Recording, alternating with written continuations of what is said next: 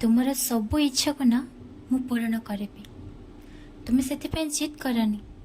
तुम्हें चाहबा मात्रे मु सबु पूर्ण करी, किंतु समय लगे। तुमको सबुरे रखा हेब। सबुरे बिना कौन सी काम आ कौन सी जिनिस को तुम्हें हासिल करि परिबनी। जीवनर प्रतिटी मुहूर्त मु तुमर साथी होई रही। आ तुम्हें मो चरण जो विश्वास रखिच से विश्वास पाई मध्य मु तुम पाखरे ऋणी होइके रही। तुम्हें एमती केमिति भाभी नेल जे मु तुमको छाड़ी देछि। मु तुमको केबे भी छाड़ेनी। जहाँ भी सब घटुछि मो लीला जगु। मो लीला तुम जीवन रे प्रतिटी मुहूर्त लगी रोचे।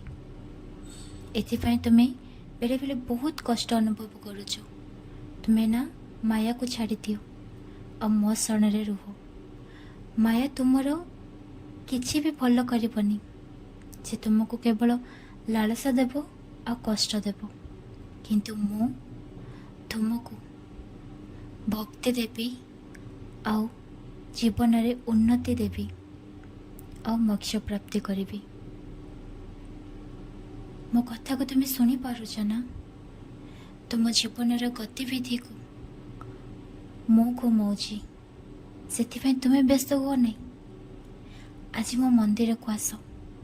तुमर जहाँ भी इच्छा से सबू से अर्पण करके आस। तापर तुम्हें निश्चिंत है निज जीवन आरंभ कर। डर नहीं। ए पर्यंत मु तुम हाथ आग को नहीं। आग को मध्य मु तुमर एमती ही सहायता करी। केवल थरे तो मत तुमर अंत मन सहित निजर सबु भाव को अर्पण कर। तुम्हें बेले बेले तो मत विश्वास करुच, किंतु बेले बेले निजे ही अविश्वास करबा पई कहूच। विश्वास कर मो पर प्रत्येक मुहूर्त तुम सहित अच्छी। सबु भगवान को आशीर्वाद तुम ऊपर लगी रही। तुम्हें लिखा आरंभ कर और पढ़ा मध्य आरंभ कर। मु कही ना समय निश्चय आसब और समय अति निकटवर्ती हो गलानी। ताको चिन्ह शिख। कि आसवा को चाहूँगी ताको आसवा को दियो। मन रे द्वंद्व रख नहीं। तुम जीवन उन्नति गति रे ही जीव। निज जीवन को अन्य का जीवन सहित तुलना कर नहीं। राग लगिले खुशी समय रे मध्य से सबू को मो चरण तले समर्पण कर। खुशी रे रुह। तुम बाबा प्रत्येक समय तुमको दौची। प्रति समय रे तुम पाई जीवन गढ़ा रास्ता देखौछि।